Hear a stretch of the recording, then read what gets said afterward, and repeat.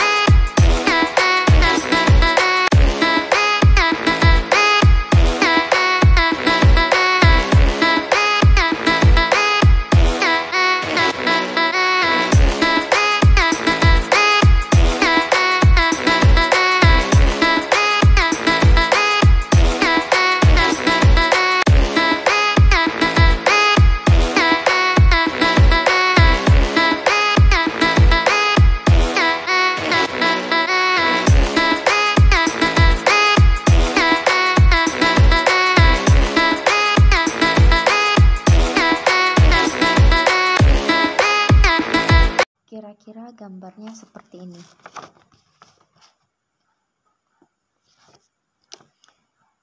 Di sini saya akan menjelaskan bagian-bagian dari sel peta buta. Yang pertama ada vesikel tonisitotik seperti ini. Vesikel adalah ruang pada sel yang dikelilingi oleh membran sel, menyerupai kantung. Dan secara umum, vesikel berfungsi sebagai wadah transportasi untuk menyimpan dan mengangkut zat antar organel dalam sel dan ke membran sel. Selanjutnya ada lisosom, seperti ini gambarnya. Lisosom adalah organel sel berupa kantong terikat membran yang mengandung enzim hidrolik yang bermanfaat sebagai mengontrol pencernaan intraseluler pada beragam kondisi. Semua enzim tersebut giat pada pH 5. Fungsi utama lisosom adalah endositosis, fagositosis, dan autofagi. Selanjutnya ada vesikel Golgi. Vesikel Golgi merupakan salah satu organel yang terdapat pada sel makhluk hidup yang terdiri dari cairan tertutup oleh membran lipid bilayer. Fungsinya sebagai transportasi yang mengantar protein dan lemak dari retikulum endoplasma ke badan Golgi. Retikulum endoplasma. Retikulum endoplasma merupakan bagian dari sistem endomembran labirin membran yang demikian banyak sehingga RI ini meliputi separuh lebih dari total membran dalam sel-sel eukariotik. Selanjutnya ada retikulum endoplasma halus, seperti ini gambar. Retikulum endoplasma halus tidak sama dari retikulum endoplasma kasar. Retikulum endoplasma halus ini tak mempunyai bintik-bintik ribosom di permukaannya.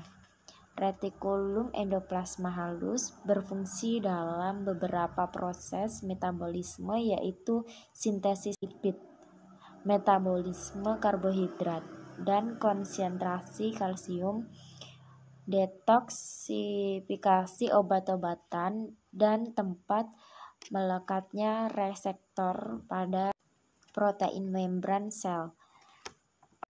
Selanjutnya ada membran sel seperti ini gambar. Membran sel adalah fitur universal yang dipunyai oleh semua jenis sel berupa lapisan antarmuka yang dinamakan membran plasma. Selanjutnya ada mitokondria. Mitokondria merupakan organel sitoplastik yang berperan dalam menentukan hidup dan matinya sel. Fungsi utama mitokondria adalah produksi ATP dan melakukan berbagai proses seluler yang meliputi metabolisme energi, menghasilkan ROS dan homostatis. Selanjutnya ada aparatus Golgi. Aparatus Golgi adalah organel yang dikaitkan dengan fungsi ekskresi sel, dan struktur ini dapat dilihat dengan menggunakan mikroskop cahaya biasa. Selanjutnya di sini ada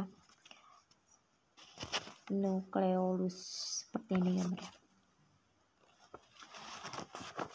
Nukleolus adalah bagian dalam inti sel yang berbentuk bulat, padat, dan warna gelap. Nukleolus tidak dilengkapi oleh membran di bagian luarnya.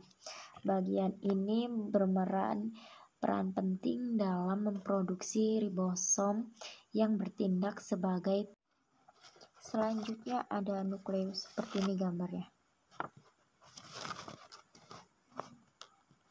Nukleus inti sel dibatasi oleh membran inti, selamput inti yang mempunyai kontrol keluar masuk nukleus.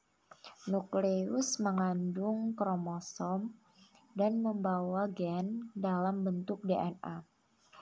Selanjutnya ada sentriol seperti ini. Sentriol adalah organel silinder yang terdiri dari mikrotubulus, yaitu molekul terbentuk tabung atau untaian protein. Biasanya ditemukan dalam sel eukariotik.